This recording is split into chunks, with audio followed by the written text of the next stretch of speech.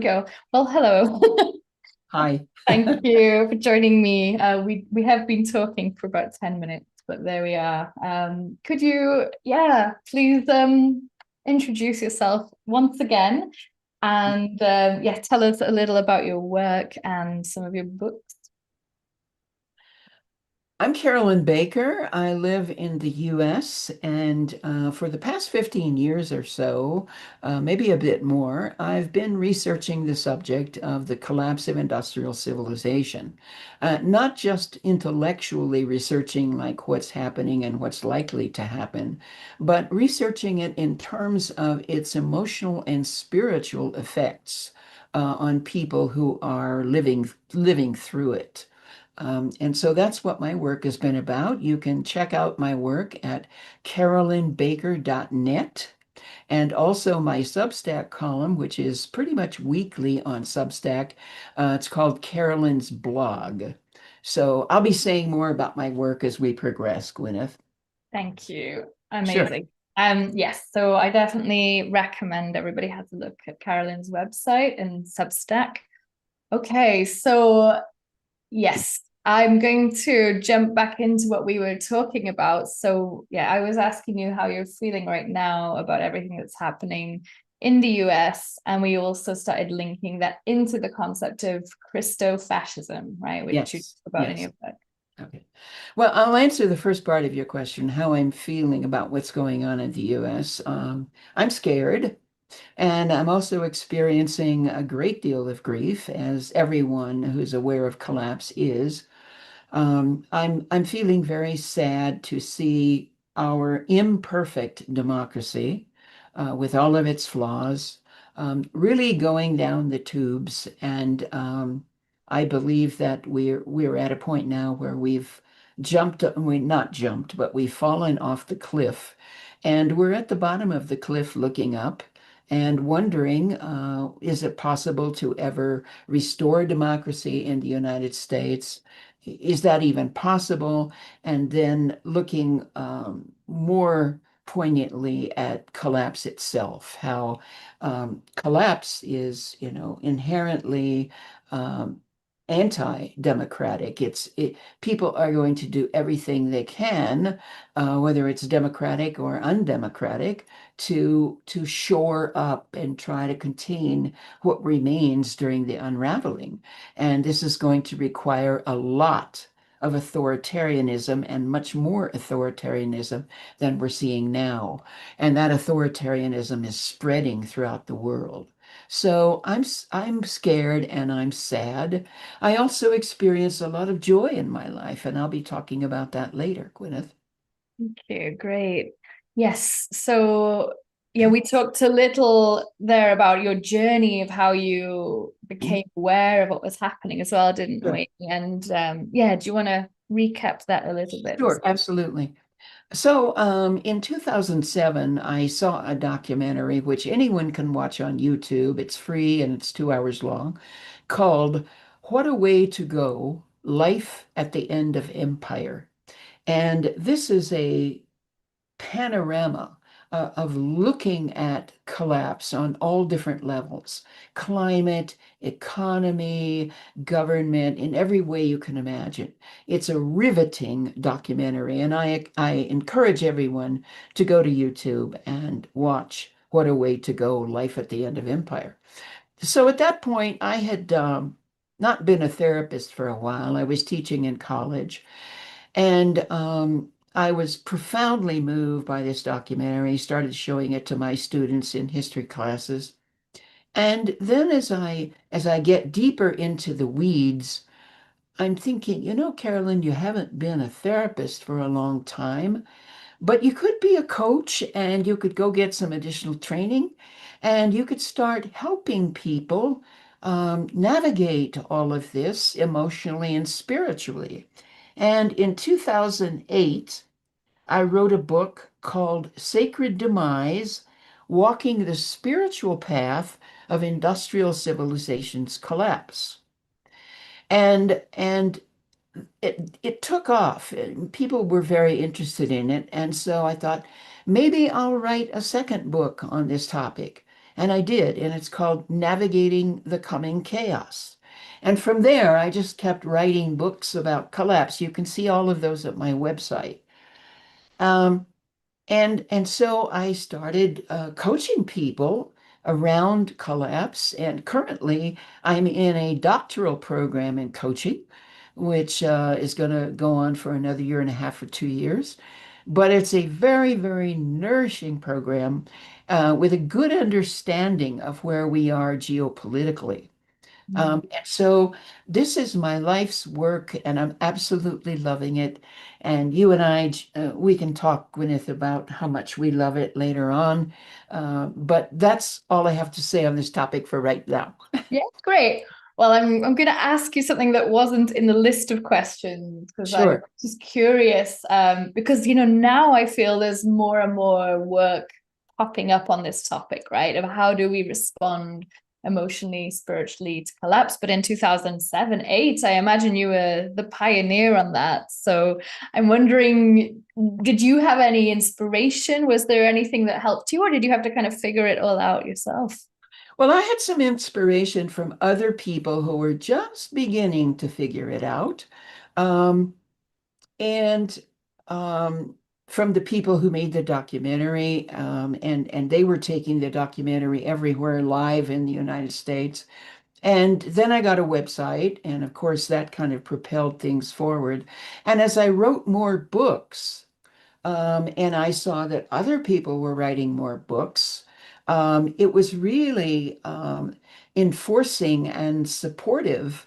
And then things just began to snowball. And now, we have people all over the world who are researching collapse and doing coaching around it, like you and me. And really to watch all of that evolve in 15 years has been amazing, truly amazing. Yeah, it does. It feels like everything is escalating and speeding up, including the great turning, right? The response to it, Yes, as well yes, as, yeah. yeah. And at that point, I did feel isolated. And for example, I moved to Boulder, Colorado, where I live now, and I absolutely love Boulder, but it's a pretty yuppified community. Yeah. And in the name of being progressive. But when I first came here, it's kind of like, well, everything's fine. We're going to vote for the next Democrat, and everything's going to be fine. And we live in this beautiful place, and we call it the Boulder Bubble. Mm, And so I didn't talk about collapse when I moved here. I was kind of underground. mm, Uh, just didn't explain much about it because nobody asked. Well, mm, now, today, 15 years later, I am part of two groups, two collapse groups here in Boulder, where people are really getting serious about dealing with collapse.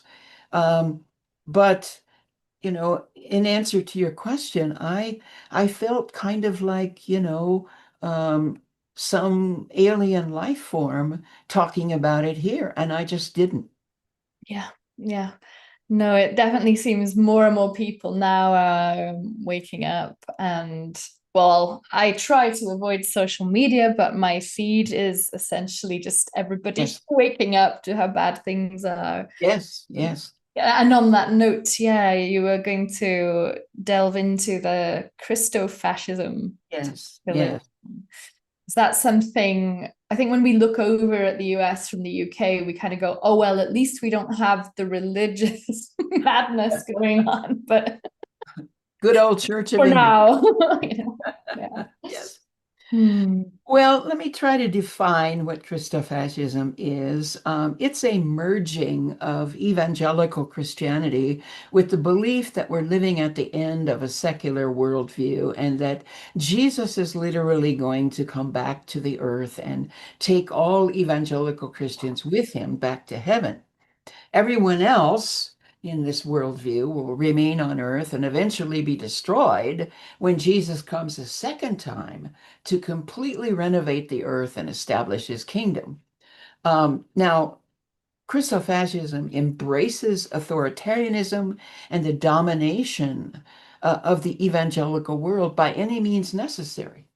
or deep domination of the secular world, I should say.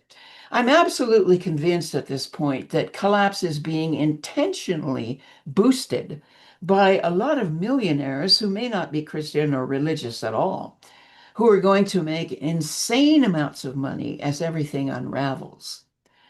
And the Christofascists are helping to facilitate collapse because it reinforces their theology that systems of secular society must collapse in order to make way for God's kingdom to be established on earth.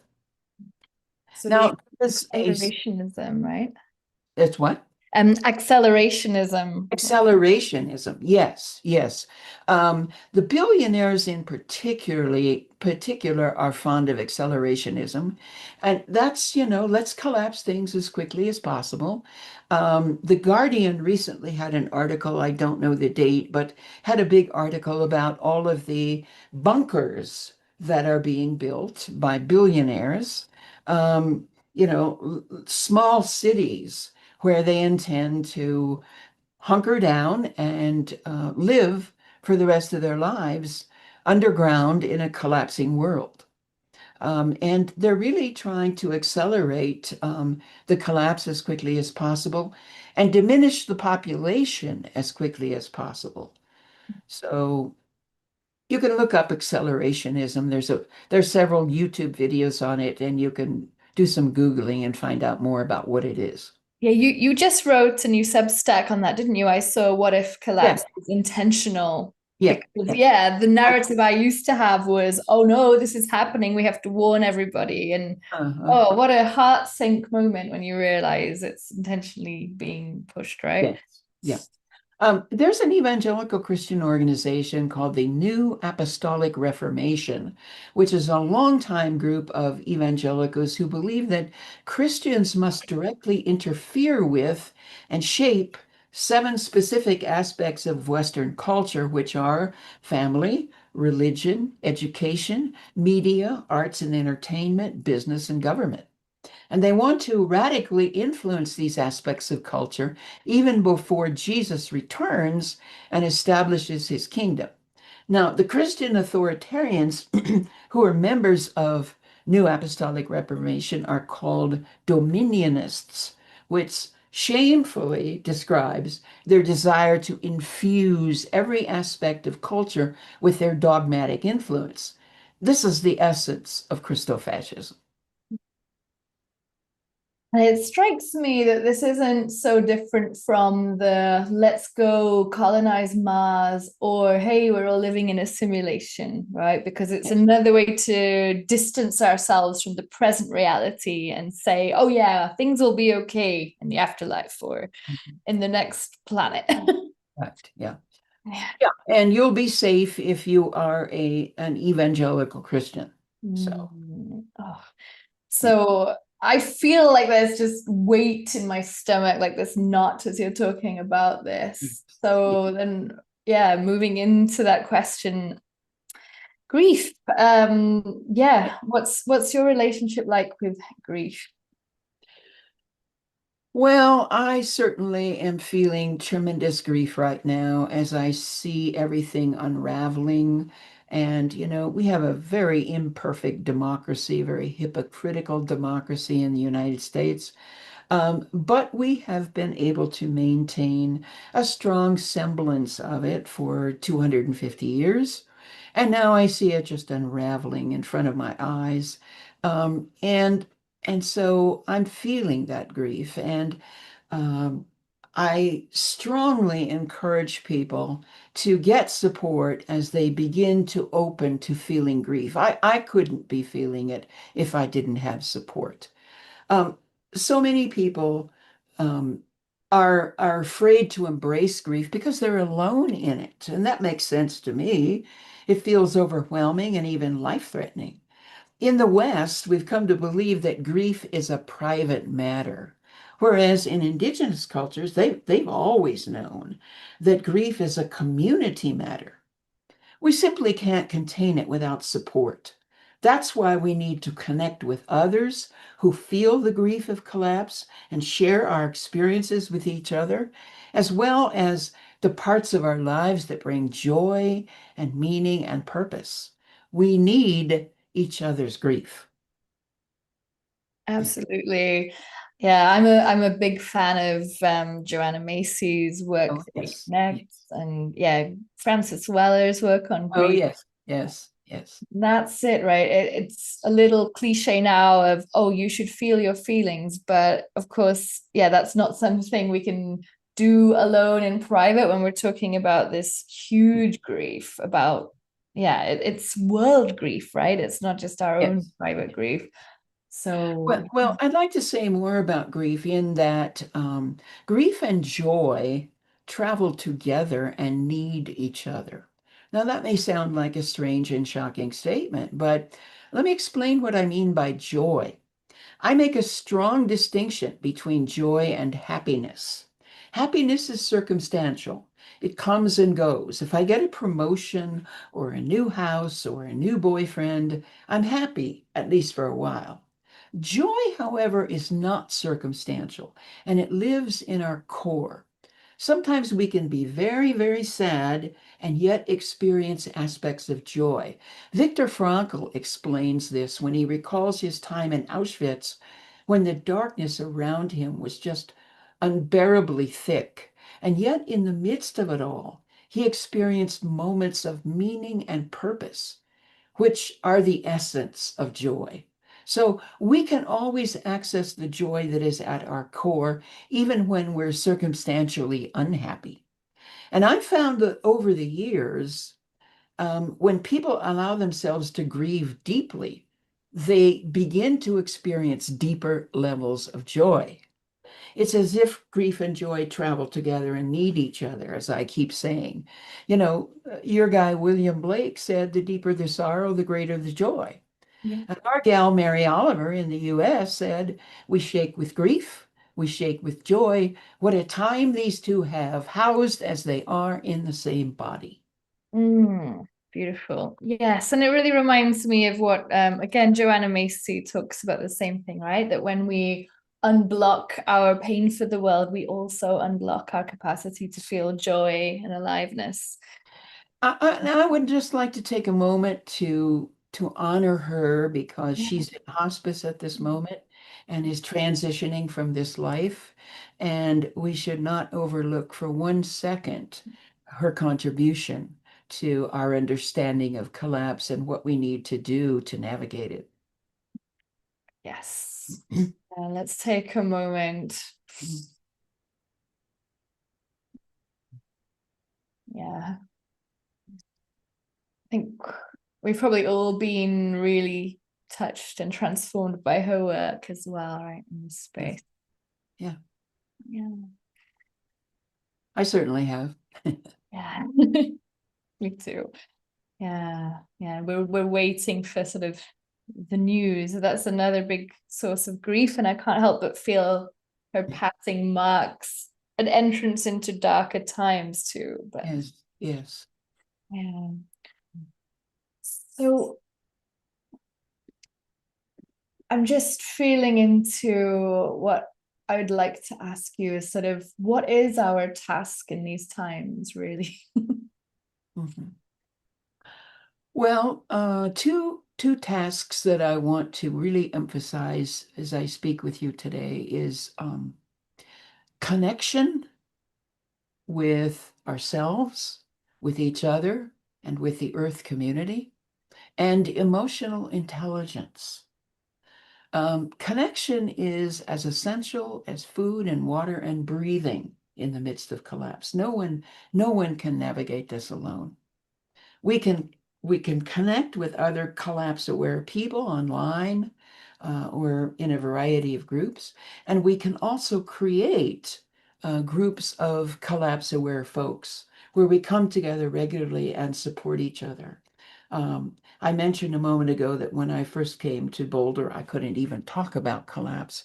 And today, we now have two wonderful, powerful groups that come together at different times, different weeks, um, to speak for about 2 hours, share and support each other in collapse, and also talk about ways that we can contribute to the community, to support the community in the event of natural disasters or whatever we might need to support the community with. So we can do that sort of thing wherever we live. Um, and the other task, and I really see it as a task, is developing our emotional intelligence. How do I feel about what is happening? And what difference does how I feel make? Um, my friend and writing partner, Andrew Harvey, suggests follow the heartbreak. And follow the heartbreak because invariably it's going to take you to other emotions in addition to grief, not the least of which is joy. So, right now in the US, and I'm sure throughout the world, people are scared. In the US, we're seeing the mass deportations of immigrants. We're seeing people disappeared, and we're seeing people who are US citizens who live here and were born here, terrified of losing their health care and the money they need to simply live. We're rightfully afraid of the growth of fascism all over the planet. And at the same time, that we need our fear to awaken us and deploy our empathy, we must not be ruled by it. By allowing ourselves to feel all of our feelings on a deeper level than we ever have, we become fully present to collapse. And we can eventually, in that way, accept it. But collapse acceptance is a process. We don't do it overnight. But acceptance doesn't happen without emotional intelligence. When we feel our feelings, we become more human as well as more present.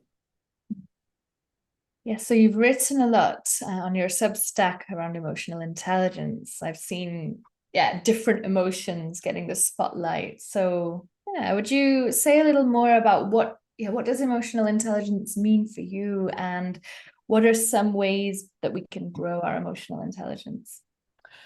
Well, it's as simple as stopping, breathing, checking in with myself. What do I feel right now? And where do I feel it in my body? Maybe I don't have a name for the emotion, but I'm feeling something. I'm feeling my heart pounding, or I'm feeling this tenseness in my stomach, or I'm feeling my heart is sad and breaking. And I check in with my body and what my body is feeling and what the emotions are. And I just be present with those. I don't have to do anything about them. But by being present with them, that guides me in how I want to respond. What is needed in this situation? Empathy, not anger, but empathy. So I bring empathy to the forefront. Or maybe anger is really needed, and I bring that forward. Maybe I'm out protesting and I need to scream pretty loudly, or whatever it is. But as I become more acquainted with what I'm feeling, then I can manage and regulate those feelings, and I can utilize those feelings for the benefit of myself and for others as I go forward. Absolutely. Yeah. So 6 seconds who I did my emotional intelligence coaching training with, they put it in the most concise nutshell ever of being smarter with feelings, right? Uh-huh. Yeah. Basically, yeah. Being more conscious, Yep. and yeah, maybe choosing. People say, oh, I can't choose how I feel, but it's more about, yeah, Mhm. channeling those feelings for something. Regulating, Yeah. just regulating the feelings. Yeah. Yeah, and I'm noticing in the last few years, there's so much more knowledge and awareness about the nervous systems, and they're coming into that collective. So that's Yeah, really, and we have all kinds of information now and training about the nervous system and how we regulate it, which is not suppressing it, but utilizing it. I like to use the word titrate. You know, we allow certain amounts to come in, and then We stop it at a certain point, and then we allow more to come in as we're supported and we're ready for that. Yeah, yeah, absolutely. So, yeah, one thing I find a lot, and we've touched on this already, but a lot of people are afraid of kind of opening the Pandora's box, right, of their emotions. Sure. Well, they're worried they'll be paralyzed by the fear or the grief, or maybe the anger will be so strong that they won't be Right. able to control it. So, yeah, what do you say to people about that fear?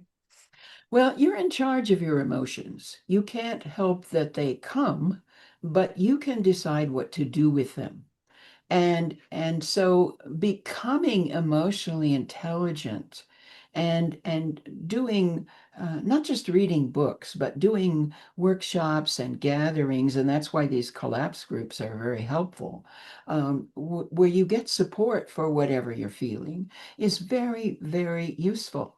I don't buy into the myth that we can't control what we feel. We can't, we can't control the emotions that arise, but we can choose what to do with them and how to do with them or not do with them what needs to be done. And yes, with your coaching, I'm curious just to hear what happens in a coaching session with you. Yeah. Well, people don't always come to me around the issue of collapse, but often they do because that's really, I've created a reputation of emotional intelligence around collapse. Um, but a lot of people come with these very basic emotions, I'm scared to death. I don't know what to do next. My child is a teenager and is just learning about climate chaos. And or maybe my child is a teenager and they don't want to hear anything about this. And they think I'm crazy because I am talking about collapse. Or my child is learning about climate chaos and I don't know how to support them. Or my wife is angry and bitter about collapse. Or my wife or my husband doesn't want to hear anything about collapse, thinks I'm crazy. There are many, many scenarios of folks that come to this awareness. I had a person recently who contacted me and said, and now I have clients of all ages, but this person happened to be older and said, um, I think I might be going into the last stages of my life. I'm healthy, I'm mentally alert, but I see the handwriting on the wall, and maybe there's something for me to learn or accomplish before I leave the planet. you know Yeah. and when somebody says that, it's like it makes my heart soar. It just makes my heart soar because here's somebody who wants to learn and be present and serve in the face of collapse. Mm. And I've just seen a question in the chat that kind of Sure. you semi-answered just now, but they asked, could you describe what you do when coaching someone into experiencing their grief, and what is support really? I mean, I'm not sure if you're going to say that you do coach someone into experiencing their grief if that isn't Yes. Yeah. arising. Well, they don't need to be coached into experiencing their grief because they're already experiencing it. Even if they say, I don't want to feel, they're experiencing their grief. So I give them a loving and nurturing place to feel the grief and also regulate themselves so that they won't become overwhelmed. And I support them and guide them in getting support in their community or online or wherever it may be that they need to continue to feel their grief and to utilize their grief to empower themselves and serve in the world and make a difference, no matter how small that might be. Mm.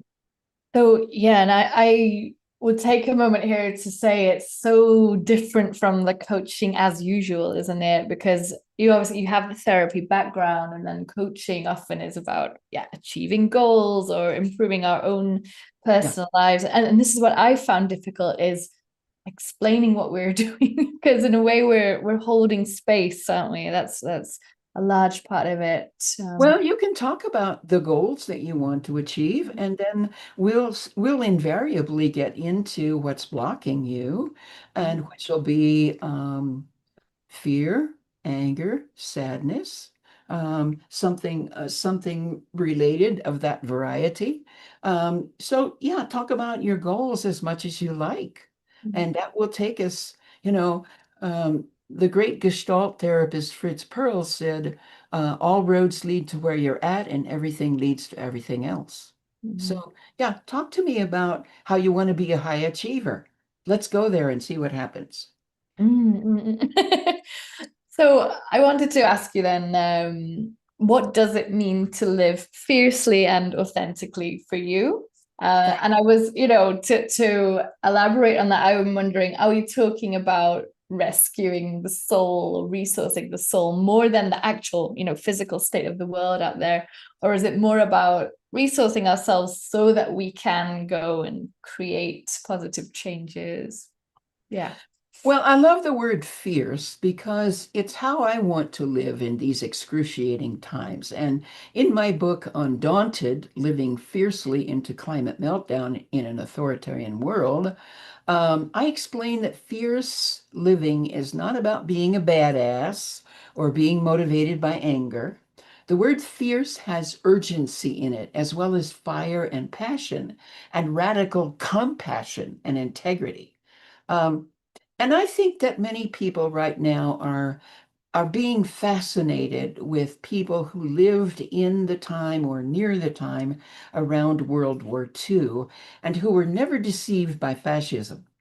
On the various streaming services that I see and that I watch, I see a wide array of movies and documentaries about some of the great heroes and sheroes of that time.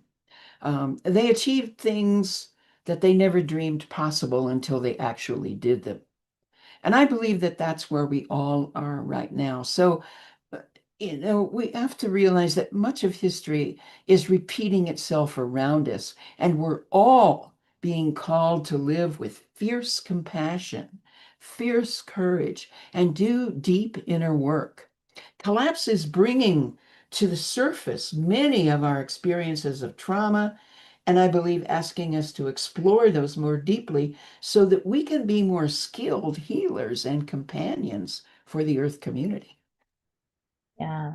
So fierce, not fears. Yeah. That's right. Yeah. So Big difference. big difference. Yeah. I'd like to hear more about this latest book, seeing as you've mentioned it now, Undaunted. Sure. And also, yeah, I wanted to ask, for someone like me who can't stop buying books, and I saw your books and like I want to read all of them. Uh-huh. How does this differ from the other ones? What would you say to someone who's like, where do I begin with your books? Yeah. Oh, well, first of all, let me say that you don't have to read this book. It is audible on Audible. Okay. And so if you want to listen, you can do that. Um, I can give you a little bit of the contents. I consider it the best book on collapse that I've ever written. It's my most recent. I'm not writing much these days. I'm more listening, and I do write my column, as I said, but I'm more listening and watching and coaching people. So some of the topics are emotions as allies, not enemies, the folly of fearlessness, backstroking in the raging waters of grief, titrating wokeness, they don't see what I see, deep adaptation, unalterable uncertainty, what matters most to you, recovering from addiction to hope, compassion is not for sissies, transforming the concept of care and community, I love you, son, but I love fossil fuels more. coming of age at the end of an age, earth care, self-care, sacred nature, the limits of the rational mind and the human ego, evolve and die, not evolve or die, evolve and die, becoming a student of endings, the audacity of joy, at home as a refugee, and a culture decompensating into psychosis. That's just the first section. That's the first section. Yeah. Oh man. Okay. Well, I need to get hold of this book and carve out some time. Okay, out of everything you just said there, I'm gonna zoom in on addiction to hope because yeah, I spend some time in the deep adaptation community and I hear people can negatively call it hopium and say it's foolish to have hope. We just have to give up on this world, maybe hope something better will come out of the ashes. So yeah, what's your view and relationship with hope? Sure. Well, I'm a huge fan of Meg Wheatley, who's an American author and teacher of leadership, as well as a Buddhist teacher. Her work has always been about what's right in front of us because it's the right thing to do. And of course, Joanna Macy's work, one of her most powerful books being Active Hope. So hope is not a feeling, it's an action, and it's an action unattached to outcome. Standing in the truth of what we know and taking action accordingly without attachment to outcome. That's the true work of the spiritual warrior and the wise person in the face of collapse. And I don't know about you, Gwyneth, but when I'm standing in my truth and supporting people in accepting collapse and finding their purpose in it, I'm really discouraged. I happen to be a boomer whose generation was one of the most selfish and destructive in the history of our planet. I have a lot of remorse and sorrow for what my generation is leaving the next many generations, and yet I keep doing the inner work and the outer work of collapse. Collapse is giving me the opportunity to love myself and our beloved Earth community in ways that I could not have with a business as usual perspective. I wake up each day with excitement about my work and with anticipation in living fully into collapse and with my collapse aware and collapse accepting community. Hmm. I'm gonna ask you, what does collapse mean to you? Because I think we all hold a kind of version of collapse in our minds, right? And yeah, I'm curious, how do you define collapse? Well, it's certainly financial, as we are seeing right now, and we are so vulnerable in relation to the systems that we've created. Financial systems can collapse overnight and people can be impoverished. And I'm not talking about billionaires who play Wall Street all the time. I'm talking about the average person. Um, and certainly the climate is is unraveling before our eyes. Um, I don't know what the rest of this summer holds, but I recall that last summer was just absolutely brutal. So the systems of our planet are collapsing. Um, Polar ice caps are melting, and out of the uh, tundra that is happening as the ice caps melt are many, many bacteria and diseases that are creating illness around the planet. So we have economic collapse, environmental collapse, um, just collapse of systems in general that are unraveling. And some of those will be very fast, and some of those will be more protracted. Yeah, and I'd add the collapse of maybe our ideas about the world, right? It's like the unmasking of empire where we see a genocide being carried out in real time and we're kind of hit with the reality that we can't do much to stop it, that all the things we believed, write to your senators and they don't listen. And yeah, I think the cruelty and the sociopathism, if that's the word, pathology, Yeah. it's all coming out, isn't it, too? And that's the kind of that causes a moral injury and a spiritual collapse. And yeah, I think a lot of people just don't know what to do with that. Well, I know that you want to read books, you want to read my book. And I don't know if you have read Vanessa Andrade's book, Hospicing Modernity.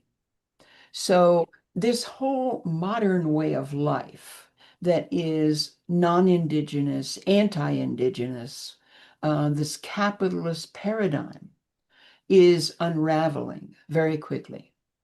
And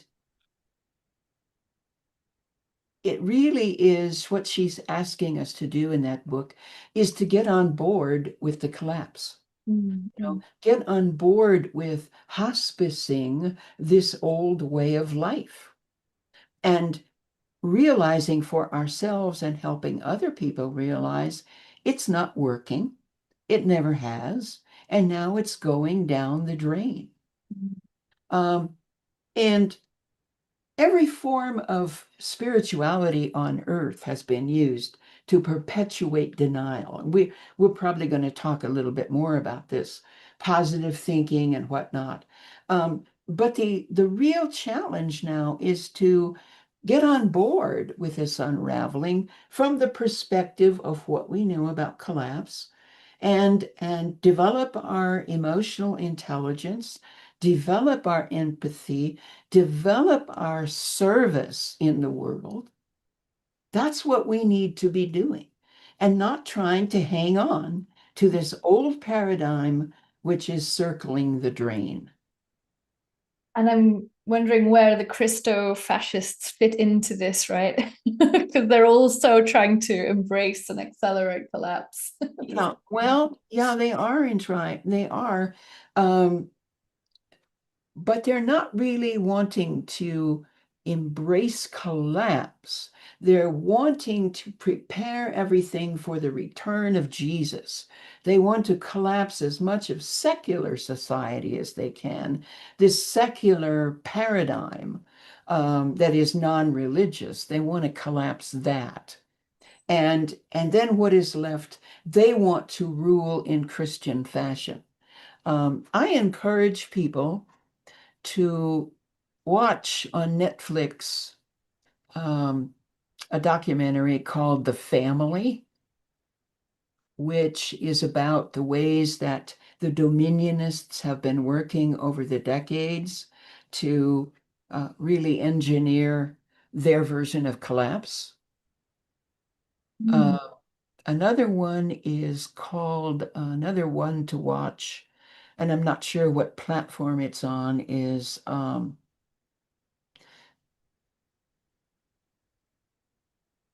Sacred, Wonderful, Beautiful People, something like that. And I can send you, Gwyneth, I can send you the exact title so that you can put it in the correct version as you edit. But those are two documentaries that will help you understand who the Christofascists are and what their role is in collapse.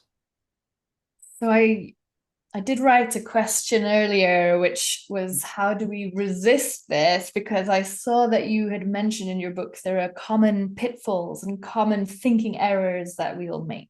And yeah, do you want to talk more about Are those? you talking about the spiritual traps? I think so, yes. I wrote the question and now I'm going, what is the question? What But question? No. Okay. Well, um, because let me get to what I actually said about this. yeah, I think I can also open what you'd originally sent me to, Yeah, right? There was the yeah. review of your book, and I think there were listed these different yeah, these lessons and these different traps we fall into, maybe. Well, every form of spirituality on earth has been used to perpetuate denial. Positive thinking or manifesting our desires or the fundamentalist Christian notion of the end times. These are all ways of avoiding the reality of collapse and most importantly, our feelings about it. And like I said, most people are not developing their emotional intelligence. Um, Many people are just trying to amass their intellectual understanding. To They think that if they learn more, they get more facts, that they're going to be more prepared. And that is certainly not what I know and what you know by any stretch of the imagination. Now, you mentioned bypassing, and that is very, very important because many spiritual groups who are aware of collapse um, are not really dealing with it. They recoil at that word collapse, um, and they just want to feel good. Um, and we call this spiritual bypassing for obvious reasons.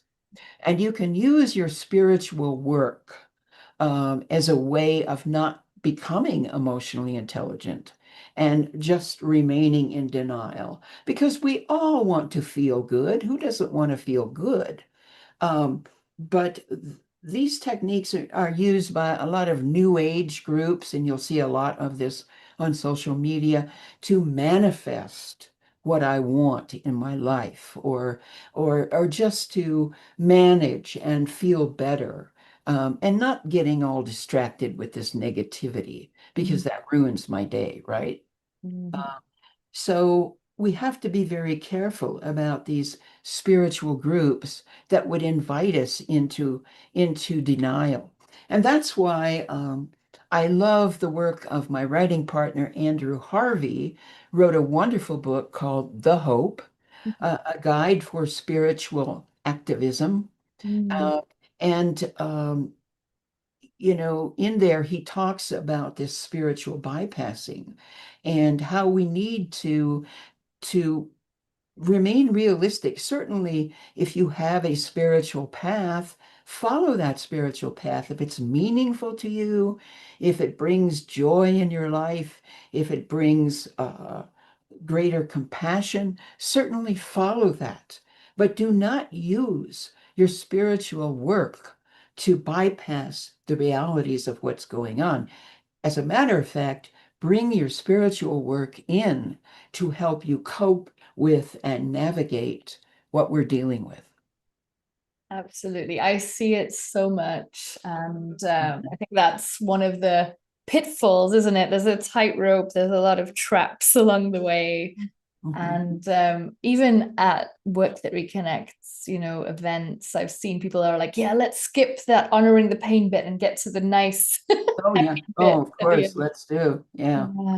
Yeah. On the other hand, we've talked about joy and we've kind of circled around and we were talking about having times of consciously choosing escapism and joy, right? And I think we both, because we immerse ourselves in this work all day as my day job also involves working for a community climate action project. Uh-huh. So it's all, it's day in, day out. And Sure. so maybe we both have consciously chosen that in our spare time we might want to not be looking at everything Right. happening in the Right. world. Yeah. So, yeah. So tell me more about choosing joy and I guess where is that line, right, between joy and oops, I'm bypassing again. Well, the people that say, "Oh, let's skip the pain and let's get to the joy," probably don't understand what joy is. They've got it confused with happiness. Joy isn't always a feel-good experience. It's an experience of deep meaning and purpose, and a sense of this is what I came here to do. This is who I came here to be. Um, so we have to be very cautious about that. And certainly we're allowed to be happy, certainly, go get yourself an ice cream cone, go swimming, go do whatever brings you happiness for the moment, but don't mistake that for joy, because joy is often experienced only when we feel our sadness, and then we allow ourselves to go deep into that, and the joy automatically comes. There's Viktor Frankl sitting in Auschwitz, and his entire family has been killed. He knows some of them have been in the same camp and have been killed in the same camp. And he sees this massive brutality and suffering all around him. And yet he has these moments of meaning and purpose that bring him joy. And so when he gets out of the camp, and he didn't know if he ever would, he writes this book, Man's Search for Meaning, which I highly recommend for everyone right now who is collapse aware. It's an amazing. You can see someone who was a student of collapse and benefited from great joy as a result.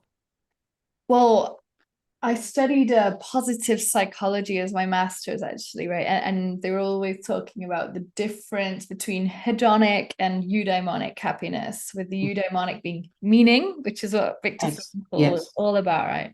The therapy. So yeah, for me, when you say joy, I think as well, it's like aliveness, isn't it? And love, and it's that expansive feeling instead of the contraction of I'm blocking out the the unpleasant stuff. Yeah, it's like you can actually feel that in moments of sadness. People I know who've lost their child, even in moments of terrible grief and sadness, there are these points of light that they experience that we can actually call joy in the midst of this horrible sorrow. And I think people feel guilty then too, right? It's the same when I might have a day of not thinking about collapse. There's a guilt of, oh, how can you enjoy yourself when people in Gaza are dying, you know? Or how can you eat an ice cream when you know the carbon footprint of this, you know? And yeah, it's tough too. I think in the US even more, probably because you have that history of puritanical Christianity and that judgment of anything pleasurable being bad. Oh, yeah, that's a tough one. I wanted to read the Francis Weller quote as well. Yes, I just he's quickly, a good friend. Yes. Yeah, oh, it's amazing. Yeah, so the work of the mature person is to carry grief in one hand and gratitude in the other, and to be stretched large by them. Yes. I think, is it also fair to say we're living in a very emotionally immature society? Yes. Yeah. We're not taught how to have mature, complex, nuanced, multiple emotions. Well, we're taught either or, you know, either you're feeling happiness or you're depressed. Either this, either that. And you know, what is really, really important right now is to expand our capacity to hold more. And be able to see the both and, you know.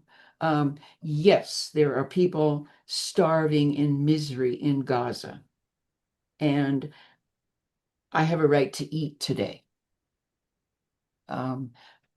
Maybe I'll choose one day a week to fast in their honor, but I'm not going to starve myself because they're starving.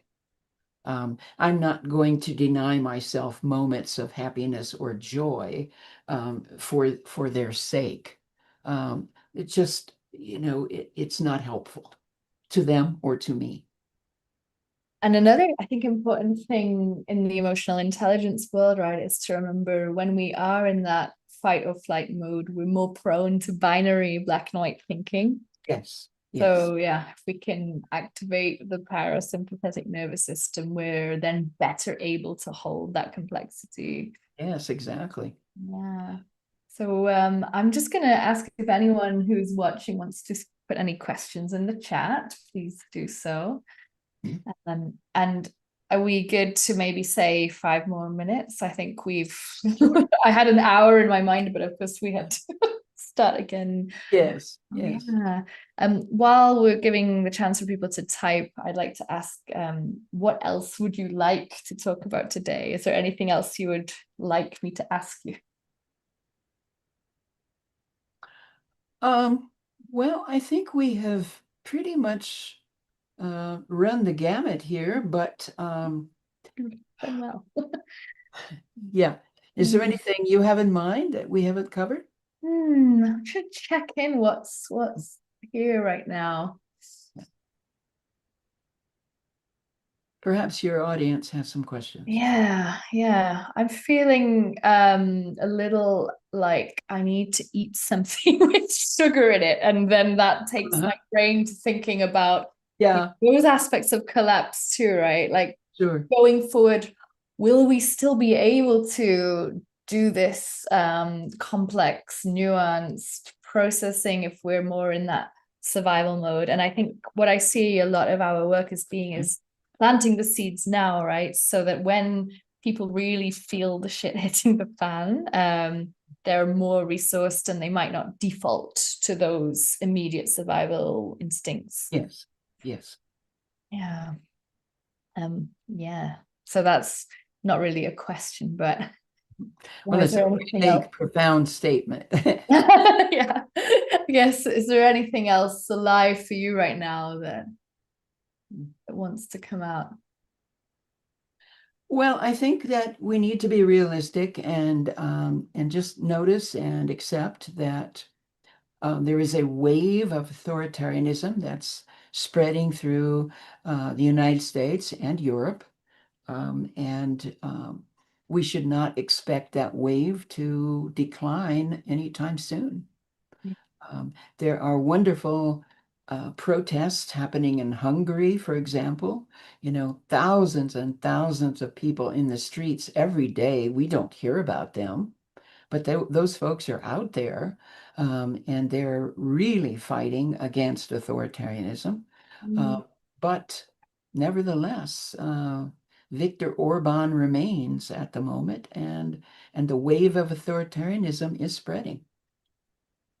Yeah, we don't hear about that, do we? We don't hear the counter, the No. process. It's the same in the US, right? It barely touches the mainstream. The millions of people who turned out for No King's Day. Yes. And I think we just, what I felt going into 2024 was just this very clear knowing that we need to really build our defenses, by which, I mean, spiritual, emotional, critical thinking. Yes. AI is now, videos produced by AI are indistinguishable from real videos. We have to be so aware of what we believe as well. Yes. It's the time, unfortunately, for everyone. Yeah, it's a time to really step up, isn't it? And Yes. kind of be aware. And that does, I do agree with you. I think that starts with emotional intelligence, 100%. So I'm glad someone else has put those two things together, the emotional intelligence collapse Venn diagram. So Yes. Yes. Yes. amazing. Do we have any questions coming in? Oh, yeah, we do actually. So someone asked, will this remain up for replay? Yes. Although I might edit the beginning part if Sure. that's still there on YouTube with Yes. Yes. so we've got a question from Trish saying, you mentioned the importance about anger. Can you speak more fully about being angry without having hate in one's own heart? Well, that is where emotional intelligence comes in. And so we can feel our anger, and anger can sometimes be energizing. Um, but it doesn't have to get into hate. And as if we begin to feel the hate, we can remind ourselves that that does not serve anyone. And it just mimics what's happening externally with the forces of authoritarianism. And to remember that for most Western people, um, under the anger, there is some grief, some sadness, or some fear. And so to allow ourselves to go more deeply into those, what am I really scared of right now? What is breaking my heart right now? I know some people who have been researching collapse for a long time, intellectually up here, and they're absolutely enraged, and they're angry people, and they're pissed off at everything, and they're not fun people to be around. And those people are not doing their emotional intelligence work. when you are doing your emotional intelligence work, you're going to be curious about what is under the anger and work with that. I'm not saying anger is never justified. I'm not saying you should never feel it. I'm not saying any of that. But be curious about what is under it. One thought that just came to me now is this, I seem to make analogies between fascism and mold far too often, but the analogy I thought was, when I see a bit of mold in my house, I have to clean it away. I spray it with vinegar. I don't hate the mold, but I have to fight it if I don't want my house to be destroyed. Yes, exactly. Right. So it's finding that, like, standing up against something we know is destructive to us. And then, yeah, we might feel hate, but I think I would say, okay, I'm feeling that, and the same thing, right? Curious, where's that coming from? And also, and it's not helpful. Yeah, it's not helpful. Sure, I can feel it. I have a right to feel it for a while, be curious about what's underneath, and then realize staying in the anger is not helpful to myself or to anyone else. Yeah, maybe set a timer, right? I'm gonna 8 minutes of hate or something, and then go out in the woods and scream, because the animals will love your screams. Yeah, going into the woods is my favorite thing as well. And I sing in the woods, and I feel that's when I'm able to get into this state we're talking about, right? Because if I'm in my house looking at a screen, the hate comes more easily. Yes. There's one more question. So it was, can either of you recommend books for children or teens that hold space for this understanding of collapse? Ooh. I don't have any off the top of my head. Do you, Gwyneth? No, I'm thinking there's somebody in the Work That Reconnects network who does a lot around parenting in these times. And I'm just thinking that would be the person to ask. So I will, when I edit this video and put it up, I'll put her work in the link. Yes. That's the first one that jumps up to me. The Work That Reconnects also has, there's a chapter in Coming Back to Life about doing the work that reconnects with teens. Yes.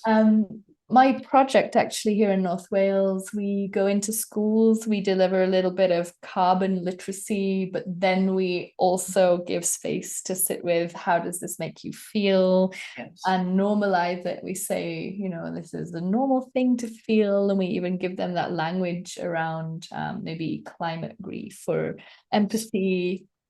Yes. Just normalizing those feelings from a young age, because when I speak to teens, honestly, the most frustrating aspect for them is that their parents and teachers don't take seriously their concerns. We're programmed to say, oh, don't worry, it'll be okay, but it won't. So we have to be honest with ourselves first, don't we? So we can really be there. Yeah. Absolutely. Yes. Yeah.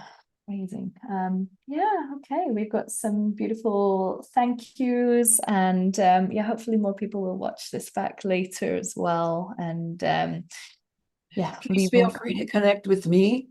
Please feel free to connect with me at carolynbaker.net. I'd love to hear from you. If you have more questions or comments, please reach out. Yeah. Great. And do you have space for more coaching clients, Carolyn, if people want to come in touch? Yes. Amazing. Great. There we go. Well, thank you so much for joining me today. Thank you, Gwyneth. I really appreciate this time. You're welcome. Me too. I really appreciate you reaching out. And yes, I shall be reading your books. All right. Or listening to it. Or listening.